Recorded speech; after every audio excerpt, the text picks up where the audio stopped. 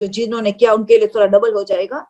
مگر آپ لوگ تو گجراتی نہیں سمجھتے, زیادہ تر یا اردو اسپیکنگ لوگ جمع ہوتے ہیں, تو ان کو تھوڑا سا بتایا جائے کہ بہت عظیم رات ہے ہمارے پاس, جو آنے والی رات ہے 27 رجب کی رات, اور 27 رجب کا دین اتنا بڑا دین ہے کہ رسول نے سلمان فارسی کو کس طرح سوال پوچھا, کہا کہ ماہ رجب میں ایک ایسی رات اور ایسا دن ہے کہ جن میں رات میں عبادت کرنا اور دن میں روزہ رکھنا گویا 100 سال عبادت کیا, مسلسل 100 سال. وہ کیسی عبادت؟ رات کو ہر روز شبیداری کی اور دن میں روزہ رکھا 100 سال تک, رات میں شبیداری دن میں روزہ رکھا.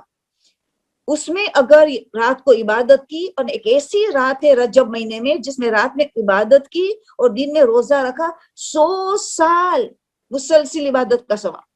تو پھر پوچھا کہ کون سی رات ہے؟ کہا 27 رجب کی رات اور 27 رجب کا دن.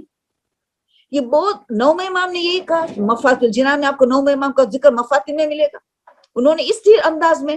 اور رسول کہا کہ رسول اللہ آدھی رات سے عشاء کی نماز کے بعد سو جاتے تھے, فوراً سو جاتے اور آدھی رات سے پہلے اٹھتے تھے, پھر پوری رات شبیداری کرتے تھے. ہم جتنا کر سکے, ہر ایک میں کتنا ظرف ہے, ہر ایک اپنے ہیلتھ کے مطابق, اپنے ٹائم کے مطابق مصروفیت کتنی ہے, کچھ مدت ضرور رکھے 27 رجب کی رات کو عبادت کے لیے اور دین میں روزہ.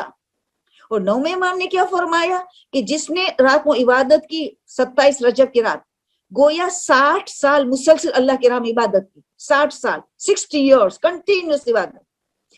دن میں روزہ رکھا تو 70 سال کے روزے کا سب, گویا 70 سال 70 ایئرز کنٹینیوس روزے میں گزارا, اور 70 سال کا گناہ کا کفارہ ہو جاتا ہے, گناہ کے معاف ہو جاتے.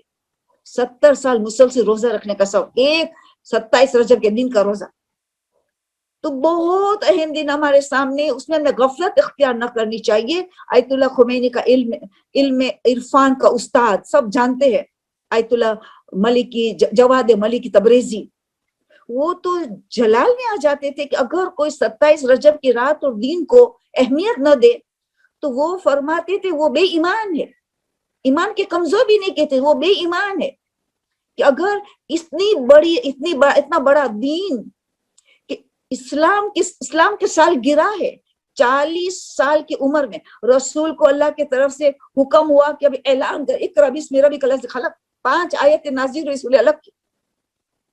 تو قرآن تو اسلام کے سال گرا ہے, تو آپ سوچئے کہ کتنا بڑا دین ہے, کتنی خوشی منانی چاہیے. اسلام دنیا کے سامنے آیا, 3 سال تو خفیہ طور پہ کرنا پڑا, پھر 3 سال کے بعد اللہ اعلان کرنا پڑا. تو 3 سال کی خفیوں میں بھی 134 مسلمان ہو گئے, اور اب وہ مدد کر رہے تھے زیادہ کھلے عام تبلیغ کرنے کے لیے. تو بہت بڑا خوشی کا دن ہے. جتنی خوشی منائی, خوشی کیسے منائی جاتی ہے؟ نیکیوں کے ذریعے. اسلام کے لیے ہم کیا کریں گے اس دن؟ اسلام کا سالگرہ کا دن ہے.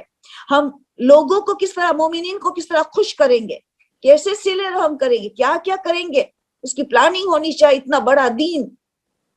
تو وہ فرماتے تھے آیت اللہ جواد ملکی تبریزی, جو بے ایمان نہیں, سمجھو کہ دنیا میں ملوث ہے, دنیا کی غلامی میں ہے, جو اس رات اور دن کو اہمیت نہ دے, وہ غلامی میں, دنیا کی غلامی میں ہے. وہ اس کو چاہے اس کی اصلاح کرے.